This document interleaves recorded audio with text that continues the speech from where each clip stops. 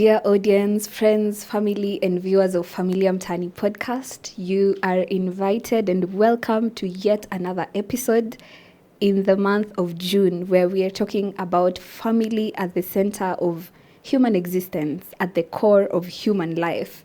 I am your host, Sarah Wamboi, and I would invite you to tune in. Get yourself some popcorns if you can, some cozy seat, because we are about to unpack a very crucial discussion that has been going on in the internet, over coffee tables. And today we are talking about resolving conflicts in the family. We as human beings, we expect challenges, we expect hardship in life, in career, in school, in the many endeavors that we engage in. But most of the time, we are not prepared to deal with conflict, especially when it comes from people we love, people we cherish, people we spend our lives with. And most of the time, we don't know how to address these challenges. We don't know how to go about it. So today in studio, I have with me a friend, a mentor, a teacher, a very lovely person, and I will invite him to introduce himself, and then we will unpack this crucial conversation. Karibu sana. Thank you so much, Sarah, for having me. It's a privilege. I look forward to this day, and I might say it's an honor. I've seen you grow, and I might say that once somebody sets their sights and their scopes on destiny, the only difference between them and destiny is time. Yes. Congratulations, you're doing a great job. Thank you. Yes. Amazing. So I think I will have to take some tissues today. I may cry. No, anyway, we'd love to know who you are, All right. what you do, Right. especially in relation with family, because at Familia Mtani podcast, we really value family as a unit of the society, Yes. as a unit of life. So I know who you are, the audience do not. So please let us know. Sometimes I forget that, okay, it's not just me and you. I Yes. think we have walked through this journey for so long, Yes. and I forget sometimes to introduce myself. So I am an engineer by profession. I am again a pastor at Winners Chapel International. I have worked with the teens and the youths from roughly the last 6 years. So it's at the core of my heart. I'm a married man.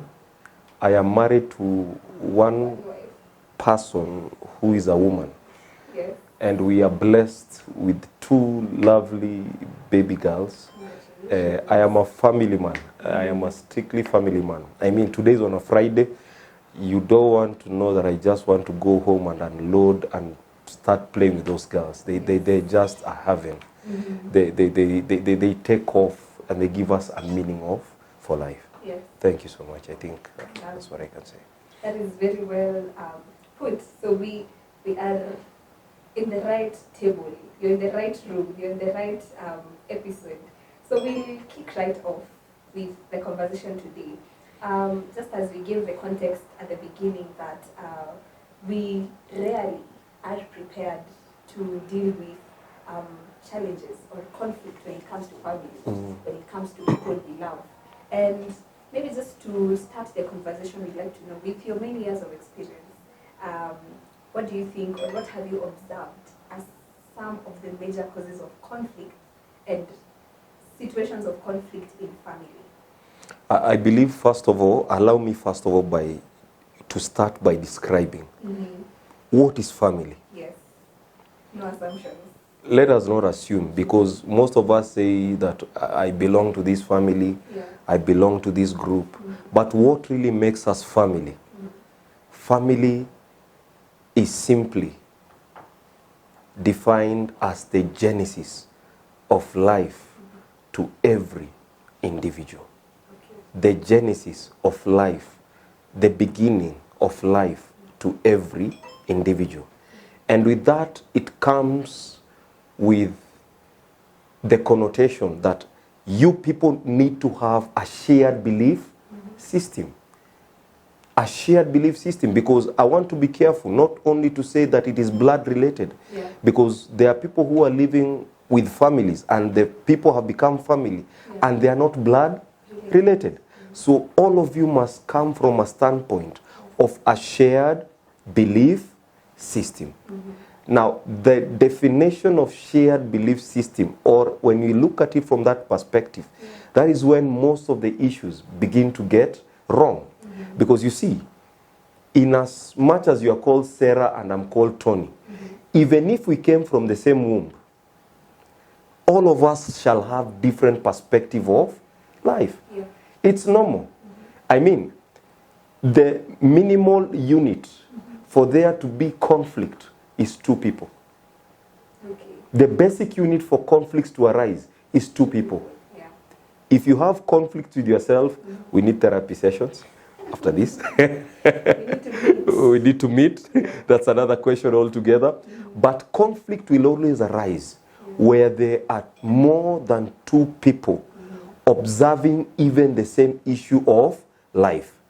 Now, that is as a result, one, for example, you are trying to look at family from the parent and the child understanding.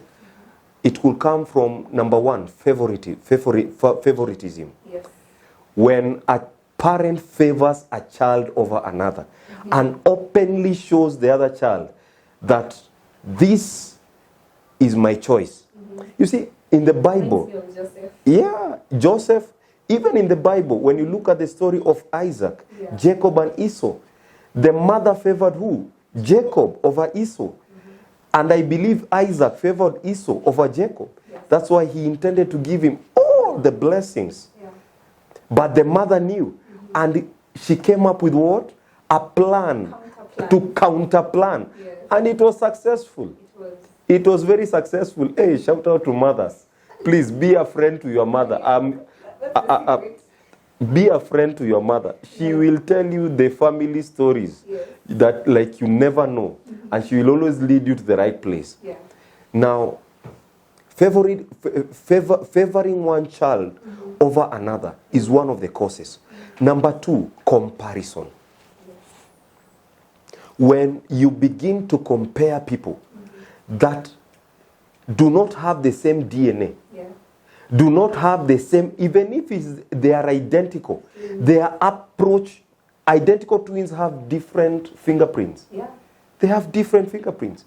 So when you start to compare 2 people with distinct approaches to life, you are going to get it wrong because they have different destinies. The reason why they have these different destinies is that their approach to life should be what? Different. So you are trying to look at a child who was meant to become a professor, and you're comparing that child to a child who was supposed to become Ronaldo. And you're looking at that child who was supposed to become Ronaldo, and you are seeing that the performance in school is not that good. And you're trying to tell, I don't know if I can speak in Kiswahili. You know, Gen Zs were so much into, we are so much into this English. Unaulizwa, you know, I'm a millennial. Na ulikuwa ukirudi nyumbani sometimes unapata ama unasikia mtu ameulizwa na wewe hii hesabu ye unafunzwa ni ndugu yako alisoma mko class moja ama mwalimu amebadilishwa nikupeleke tuition huu ndugu yako nataka uende kwake akufunze but you did not attend the sports day to see how the other child performed, how the other child shone. So sometimes the limitations of our parents to only, especially, let me say this, most parents want their children to be something they did not achieve or they desire to be. And that is one major source of conflict. You are pushing your child to become that of which you are unable to become. So in us millennials, you will hear of our parents, they were saying that you either become an engineer, a lawyer, or a doctor. Final. If you tell them that you want to become a musician, a DJ, who you may end up facing the drumbeat of sticks on your back, trying to correct and reformat your brain into the right kind of thinking. So most millennials, what do? They said, I will go do this course for you. Then later on, I will go do my own when I have my money. And some of them, I actually went ahead and what? They did it. Yeah. So, to me, one, parents' expectations of their children, parents' comparison between children, parents showing favoritism between children. It may arise as conflict between parent and child, and also it may lead to conflict between child and child. Amazing. And I feel this is very, very relatable, especially concerning the academics or education and talents for students or children. And let's put ourselves in the shoe of this child. So the child is talented in music, sports, and they have grown up being told, why can you not be like your brother or sister? Thank God we are here to find solutions. We acknowledge the presence of such challenges and hardships, and we honestly empathize with people who may have gone through this the whole of your lifetime, and you probably have had a self-esteem issue, feeling like, okay, I am not as good as my brother or as good as my sister. So from the child's perspective, what do you think they can do just to get themselves on the right path of their destiny? Because sometimes it can be difficult, especially when this comparison or favoritism is coming from someone whose voice matters a lot to you. Because I feel as young people, a parent's voice really shapes your life, your thoughts, your beliefs. So how can this young person resolve this conflict, first of all, with themselves and with their parents? I mean, that's a very deep question. And even just before I answer, I want us to go back to what I earlier said, that family is the genesis of life. Family shapes on how you will be able to relate with the world. Now, if you are coming from a broken family, you will see the world in a broken perspective. If you are coming from a family where your confidence has been ramped up, you have always been told you are the best. As you're going to school, remember you are unique. You're going to do great things in this world. Already the expectations in your heart are that I am going to do great things. Now, when it comes to how to handle the confidence bit, I believe you will have an extra journey to, first of all, let's begin by appreciating. You have an extra journey to take. You have an extra journey to take. There's a lot of undoing and unlearning that has to take place that will help you become the person that you ought to be. Because there are some offices that you are supposed to enter with a particular level of confidence. There are some assignments in life that you are supposed to partake or to undertake only because your mindset is right. But if that mindset has been broken from the time that you are a young child, I feel so sad when I see a parent calling a child when mjinga. You see, coming from anyone else, those are words that can flow. You can dismiss. But you see, coming from the mouth of a parent, this is a person who carried you in the womb for 9 months. Did you carry foolishness in your womb for 9 months? So that child will be asking, for real? Is it that I have been measured by the yardstick of my parent and I have been found only to be equal to foolishness when it comes to relating to life? So that child intentionally has to admit, number one, there are things that I have to do to undo everything that may have been said concerning me that was imprinted into my mind. You see, when you hear a parent, and everything actually right now, even when it comes to, I look at most Gen Zs, and sad to say, even when it comes to farming families, most of them are uninterested with marriage. Because of the comments that came from their parents. The way they used to see their parents relate. Doesn't look like a good option. Yes. It doesn't look like a good option. Would you want to enter into a place and relieve the pain which you saw your parents going through? No. So us as parents, we have an obligation to write the records and the chapters right. Yeah. We have a responsibility to ensure that these books that you are writing in the minds of these children are, one, readable to the point that are reproducible in a positive way. So this child, what do they need to do? Number one, I cannot underscore this. Guidance, seeking guidance in form of counseling session.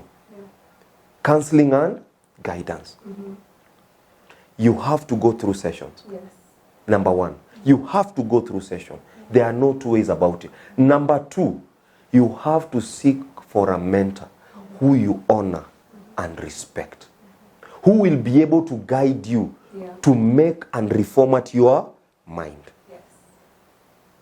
So that you don't repeat the same mistakes that your parents did. We could easily get into that trap of passing on pain and change it to, trauma is real. Trauma is transferable. So I believe that is one major point. It is. Go for counseling sessions, therapy sessions. Ensure that your mind is reformatted. Get somebody who will be able to show you this is the right way. Go by it. Go by it. And please choose a mentor that will tell you and ask you hard questions. Yes. Not the one that will buy you lollipop and have tea and at the end pat you in the back. I believe I am not a very easy mentor to work with, because I will give you assignments, I will give you jobs that will challenge you into becoming a better person. Amazing. And I especially appreciate the aspect of guidance and counseling and mentorship, because most of the time, from a young person's perspective, if you're having conflicts that you are battling with in your mind, or situations that you think are tough, most of the time we tend to think, I don't think there's someone who can understand my situation. So let me deal with it, or let me just put it at the back of my mind.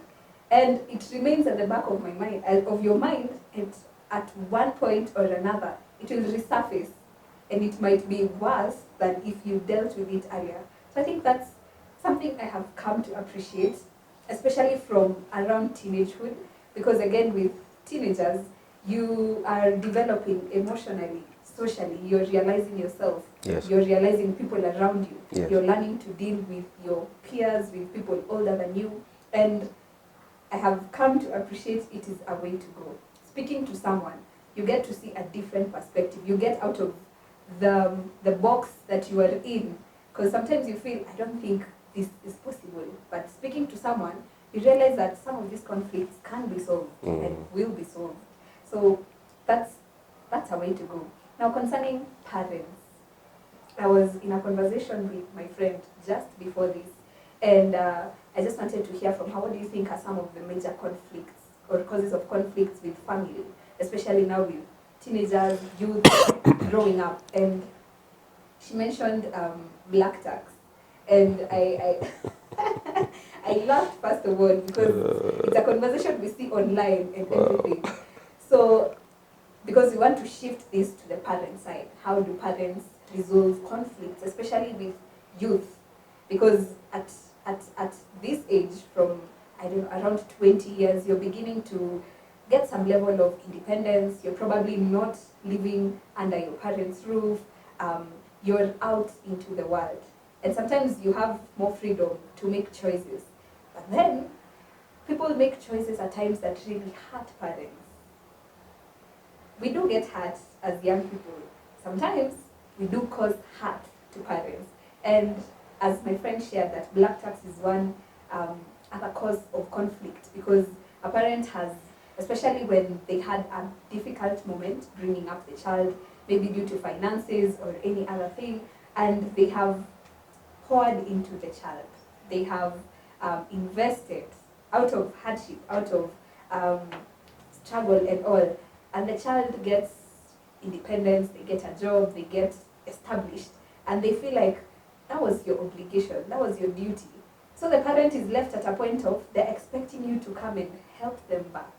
Come and, give back. They invested in you. They were probably not able to achieve their dreams, but they hoped maybe you can achieve your dreams and help us in some way.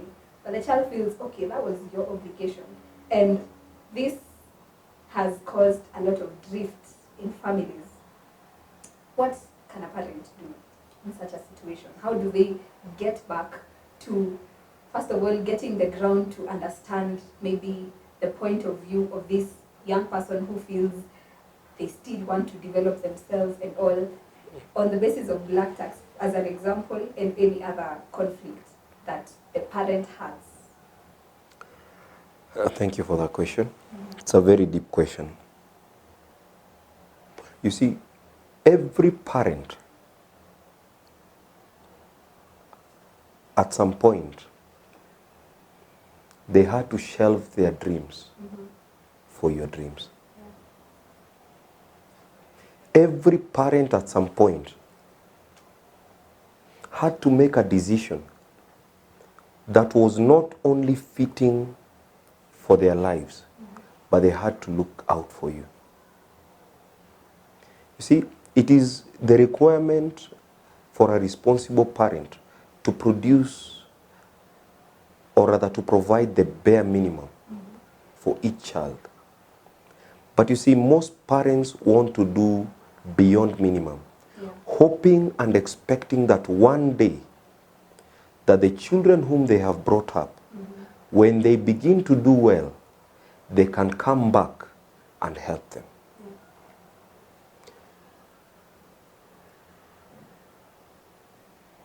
For that child who has begun, or for that youth that has begun to pay black tax. Black tax simply means, for those who do not know, is helping your siblings by paying their fees, taking care of their bills from your own money, and assisting your parents to take care of their obligation over the young children. One, from a spiritual point, it is a blessing. It is a serious blessing that you are sowing into your life. You see, in the kingdom of God, we don't get rich by saving only. We get rich by saving and also giving.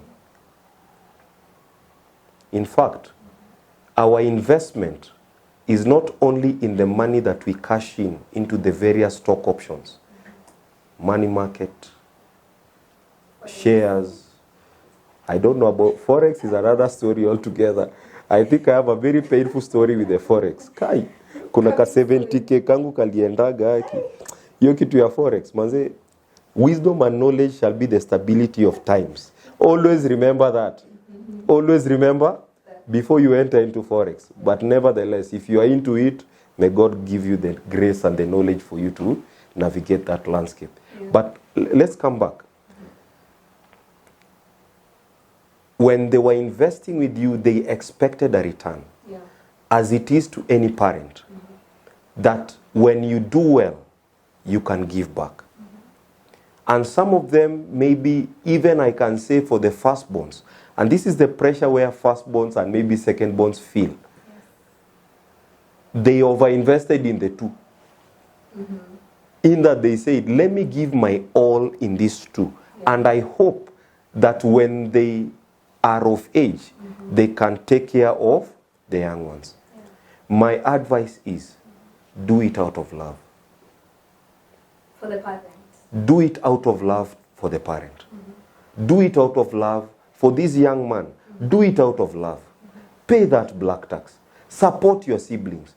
You know, we come from an African community where we strongly believe in witchcraft. And I will tell you, witchcraft prospers where there is jealousy. Witchcraft prospers where there is what? Jealousy. Where there is only one of you who is doing well. Let it be a source of pride that all your siblings are well educated. At least let education be, give them that key. Let them look for the door, which they will open. It is up to them.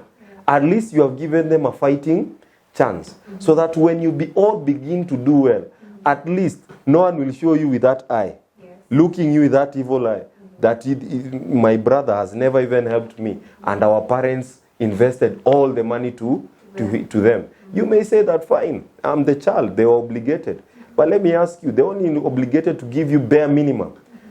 Some of the children even ended up going to private schools, which was beyond even what was the obligation of. In debt, actually. In debt. I can remember some stories I was being told of a friend that imebidi the mom paka anakuja na produce ya mahindi. Anaambia the principal, tafadhali shika hii mahindi tu na cabbage na hii. Shikilia tu mtoto wangu simfukuze. Wacha asome.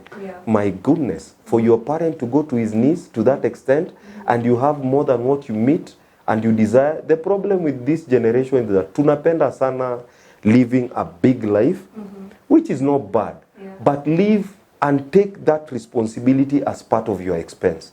Until when they are all grown up, I'm telling you, you will rejoice. You will be happy that you help train children that one day are independent, and you can hold hands together and decide to build up your family and even build a home for your parents. Amazing. I think something that stands out for me in that whole exposition is that your parents was obligated to do the bare minimum. Bare minimum. Bare minimum. But most of them, and I don't know, I think it's an African thing, or I have just seen, but most parents that I have interacted with, they give, like, they are so determined, they're assured beyond doubt that you are going to make it. So they give above and beyond. And so I think it's only fair for you to give back. I mean, it's only fair for you to reciprocate. Yes. Because they went above and beyond their means. I think we hear from news, from social media, from different channels that parents take loans, heavy loans, to educate their children. Just to make sure you get something that will make you stand out. They give you tools, they give you wings. They would have given you shoes, but they give you wings to fly. Imagine. So it's only fair to give back. Imagine. Amazing. Now, we have talked about children and how to resolve conflict, especially when they feel they have been hurt, and sometimes when parents feel they have been hurt. Now, we have a challenge of communication within the family, that you find one party, it could be parent, child, sibling, one party feels conflicted, but they feel they may not get an audience, especially maybe with Gen Z. Something I have heard is that because our parents are from a different generation, or previously, or normally, you should not talk back to an elder. You should not say that. You should not say it in that way. You should not express yourself as much, which I feel sometimes bars the communication channel. So you find someone is grieved or they're hurt, but they're unable to express this. Now that you're in the middle of the two generations, Gen Z and our parents' generation, how do you think we can solve the communication barrier? In fact, let me even bring it out more, and even attach to what is happening currently in our setup of our school institutions. There are a lot of dormitories being set on fire. Yes, the unrest. There is a lot of revolt that is being seen from our children, and simply because they are saying they are not being heard. Allow me to bring another dimension. Allow me to bring another perspective and a dimension to this discussion. You see, children are learning, and they are learning from the way we are living our lives. How do we resolve conflict? Let me even attach to this real issue of what is happening. You see, normally what I've seen in this country is that anytime we are displeased, what happens? We take to the streets, we demonstrate, we burn things, people lose properties, lives are lost in that process. All of this was culminating down to what?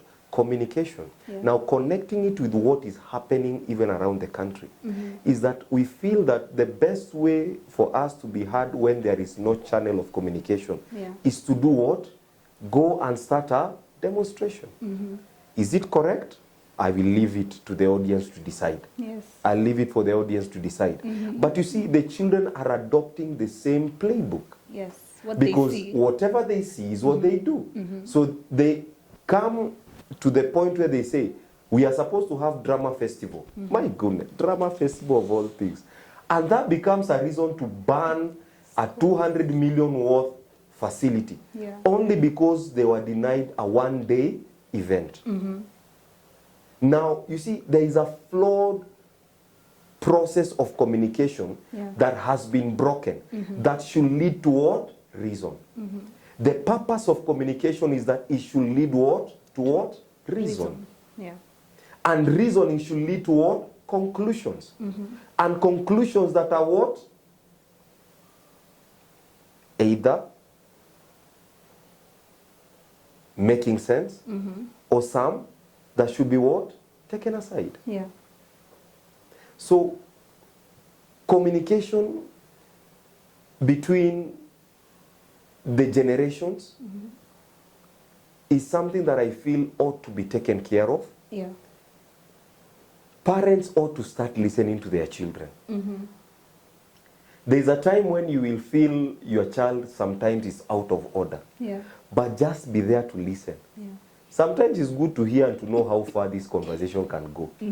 Usikasirike uambie, unaniambia nini? Just observe. Explore. What? Explore. Yeah. Wait and see, okay, how much can this little human being speak? Yeah. Give them a chance. Yeah. Make them feel that whatever they say what is valuable. Then after that, ask God to give you wisdom. Yes. How to address it. Not that they see that you are trying to belittle them. Yeah. Or you are looking down on them.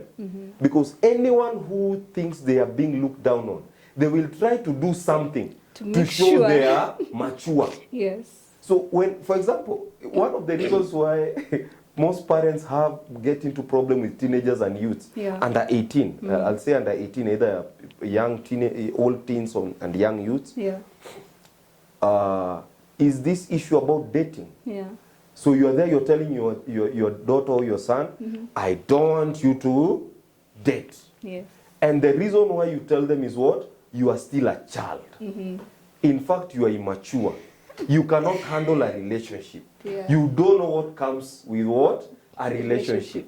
And the child is seated and is wondering, feeling, I'm but I growing have up." emotions to love. Yes. I have emotion to take care. Yeah. I have emotions that I feel somebody else. Shouldn't I express those emotions? What should I do? Yeah. So my opinion is, first of all, address and tell that child it is correct and what you're feeling is what? Correct. Correct. At least I am sure that I am not dealing with another case. Yes. I'm not dealing with any funny case. At least I know you are okay. Yeah. You are okay. But let us explore. What are your visions and goals? Are you ready to accommodate the responsibility of somebody else into your heart? Are you able to handle the fact that you are going to be carrying somebody else's life in your hand? This is what I tell the young men. Yeah. If you are using your father's money to take your girlfriend to what? To work. What does it mean? It is your father taking that girl to what? To a dating affair. To that lunch. Yeah. It is your father treating that girlfriend. So it's not you taking her. He is the facilitator. You are not. You are just a conveyor belt. Okay? Yeah. So reach to a point where you can handle yourself. You can take care of yourself. You can be able to be responsible. Yeah. And when it comes to communication, I will hear you. But also you need to understand, I am the father, Yes. I am the mother, you are the child. Let you take your position of a child. And also allow me to take the position of what? A parent. Because I am responsible for you. Yes. And I cannot lead you to what? To wrong. So have a sense of trust. Have a sense of what? Trust. And acknowledge that this person is speaking from a point of what? Care, not harm. Amazing, amazing, amazing. Let everyone take their part. We are we are in a community, and we can't all be parents at the same time. We can't all be prefects in a class. Yes, There has to be someone in charge, and that helps to maintain order. Correct. And I think it's especially when you majored on teenagers. As teenagers, you feel, I am grown up. I can handle this. I can think. Like, I know these things. I'm no longer a child. So most of the time, I think it's a battle of who knows, who is in the right, who is more, in the know. And it's wise to take your part, to acknowledge that you're a child. And I love that you've mentioned trust, that as a child, I need to trust my parent that they know and they wish me well. And also as a parent, I need to trust that this child is exploring. As you've said, we take time to listen to them, take time to just hear them out, and trust that they are growing, they are normal, they are okay. Because such situations let you know that they're experiencing life. They're actually facing, interesting situations. Now, this is such an interesting conversation, but we'd like to bring it to a close. Can I say this? Yes, please. Teenagers are simply grown up. Teenagers think they are grown-ups. Yeah. But the reality is that they are grown-ups who are not recognized by law and cannot pay bills. Cannot pay bills. Not recognized by law Yes. and cannot pay Bills. So right now, you cannot represent yourself in court if you're a teenager. Yeah. So you must understand at what position and to what extent can I push my argument. Now, there is a place where we can allow you to go. Yes. But beyond that, know that there is somebody else who will be responsible for you. Yes. Amazing. We have touched on different conflicts, different situations, circumstances, and someone watching may be feeling, you guys don't know. You don't know. My situation is specific, and we acknowledge that situations or circumstances or challenges may be specific to, I don't know, a something that happened, or your particular setting in your family, your background growing up. Sometimes it may be to the extremes. It may be that you're going through abuse or, insults or just so many things. And someone is feeling they have lost the essence of family because of conflict. Someone is feeling they've been hurt beyond measure. What word of encouragement would you give to someone who has lost hope in family as a thing or as a good thing? Allow me to use the biblical point. And let me start by saying, number one is that most people are bleeding out to the world because they bled in families. Yeah. And those wounds were not healed.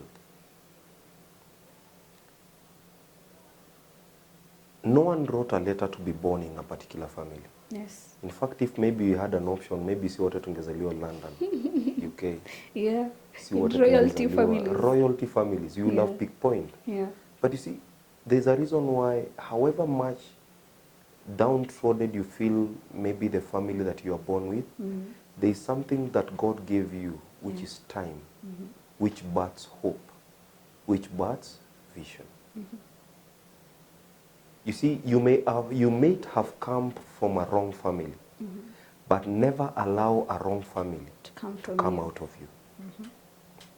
Now, you don't change your family by despising them. Yeah. You change your family by appraising them. Now, this does not mean that you begin to show your mother and teach them what they ought to do. No. You see, it is out of wisdom. When you find your grandfather and grandmother arguing, you don't go stop that war. Yeah. You quickly go call your elder uncle and tell them, please, handle this. Yeah. Because you have no business solving that battle. But for this family that God placed you in, number one, make the best out of yourself. There are some toxic families where there is abuses. If you're in a family where you're being abused physically and especially sexually, I would like you to get help from the various agencies. That has to stop, and there is no excuse. Yes. It has to stop.